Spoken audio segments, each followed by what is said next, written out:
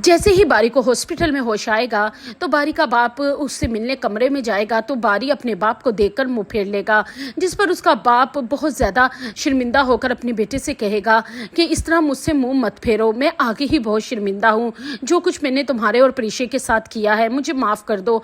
मैं अपने भाई की जज्बाती ब्लैकमेलिंग में आ गया था, उसकी मोहब्बत में बह गया था। और दूसरी तरफ मुझे अपनी बेटी मनाहिल का भी डर था कि जो अब भाई साहब की घर की बहू बन चुकी है, मैं नहीं चाहता था कि उसके रिश्ते पर किसी भी किस्म की आंच आए।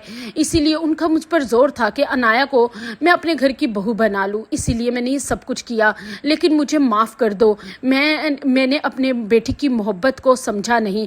और मुझे पता है प्रीशे भी एक अच्छी लड़की है, लेकिन मैंने उसके साथ भी गलत किया। मैं तुम्हारी खातिर उससे हाथ जोड़ के माफ़ी मांगूंगा और अब मैं तुम्हारी खुद शादी प्रीशे से करवाऊंगा, क्योंकि मैं अपने अकलौते बेटे को खोना नहीं चाहता। और जब से मैंने तुम्हें इस हालत में देखा है मैं डर गया हूँ। और दूसरी तरफ किस्मत बारी और प्रीशे को एक बार फिर से एक करने वाली है, क्योंकि इत्तेफाक से ही प्रीशे का भी रिश्ता ख़त्म हो जाएगा।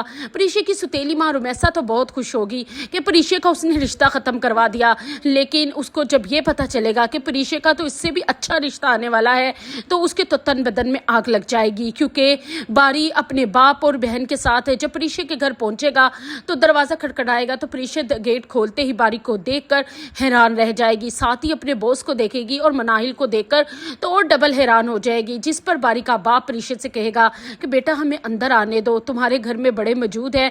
उस पर प्रीशे उनको अंदर बुला तो लेगी, लेकिन हैरान बहुत होगी। और जैसे ही बारी का बाप प्रीशे के घर वालों से प्रीशे और बारी के रिश्ते की बात करेगा तो वो लोग तो बहुत खुश होंगे, क्योंकि वो प्रीशे की दादी और माँ तो पहले ही बारी को बहुत पसंद करते थे।